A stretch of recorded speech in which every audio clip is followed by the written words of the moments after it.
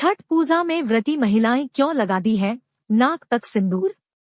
जाने छठ पूजा पर इसका महत्व। अक्सर लोगों के मन में यह सवाल आता है कि छठ पर्व पर सुहागन महिलाएं अपनी नाक से लेकर मांग तक सिंदूर क्यों लगाती है। इसके पीछे कई मान्यताएं हैं, तो चलिए जानते हैं।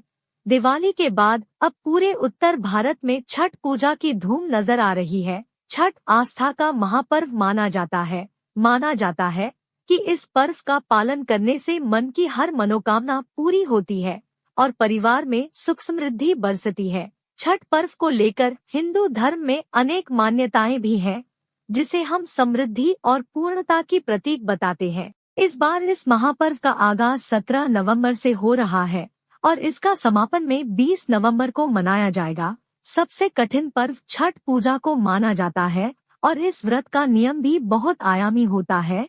अक्सर लोगों के मन में यह सवाल आता है कि छठ पर्व पर सुहागन महिलाएं अपनी नाक से लेकर मांग तक सिंदूर क्यों लगाती है। इसके पीछे कई मान्यताएं हैं, तो चलिए जानते हैं। सिंदूर की मान्यता। धार्मिक मान्यताओं के अनुसार महिलाओं का नाक से मांग तक सिंदूर लगाने के पीछे एक कारण है। मान्यता है कि सुहागन महिलाएं अपनी पति की लंबी आयु के लिए ऐसे सिंदूर लगाती है। मान्यता है कि जो भी महिलाएं ऐसा करती है, उनकी पति की आयु लंबी होती है और वो ज्यादा समय तक जीवित रहते हैं। छठ पर्व पर महिलाएं नाक से मांग तक सिंदूर इसलिए लगाती है ताकि उनके पति की लंबी आयु हो, उनका समाज में सम्मान और प्रतिष्ठा बढ़े। धार्मिक मान्यता है कि जो महिलाएं सिंदूर छिपा लेती है, उनका पति समाज में छुप जाता है और तरक्की नहीं कर पाता है, इससे उसकी आयु भी कम हो जाती है। इस कारण छठ पूजा के दौरान महिलाएं नाक से लेकर मांग तक सिंदूर भरती हैं।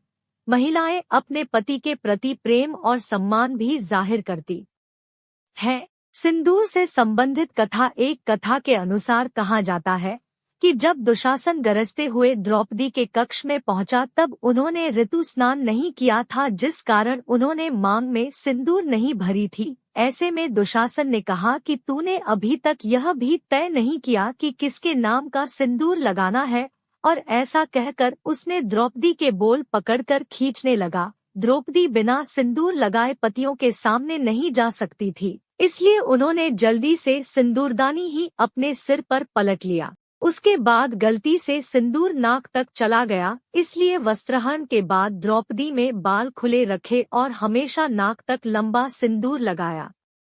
छठ पूजा में कौन सा सिंदूर इस्तेमाल होता है? छठ पूजा में 3 तरह के सिंदूर का इस्तेमाल होता है।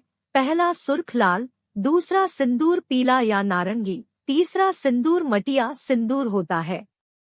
मटिया सिंदूर बिहार में लगाने की है विशेष परंपरा। मटिया सिंदूर का प्रयोग हिंदू धर्म के मान्यताओं के अनुसार विशेष रूप से बिहार में किया जाता है। इस सिंदूर को सबसे शुद्ध माना जाता है। एकदम मिट्टी की क्वालिटी का यह सिंदूर होता है। इस सिंदूर को मटिया सिंदूर कहा जाता है। पूजा में चढ़ाने के लिए खास तौर पर छठ पूजा के दौरान इस सिंदूर का प्रयोग किया जाता है। उम्मीद है दोस्तों आपको वीडियो में बताई गई जानकारी अच्छी लगी होगी और अपनी राय कमेंट बॉक्स में जरूर टाइप करना और एक लाइक करना। धन्यवाद। वीडियो पसंद आया हो तो हमारे चैनल को सब्सक्राइब करना ना भूले।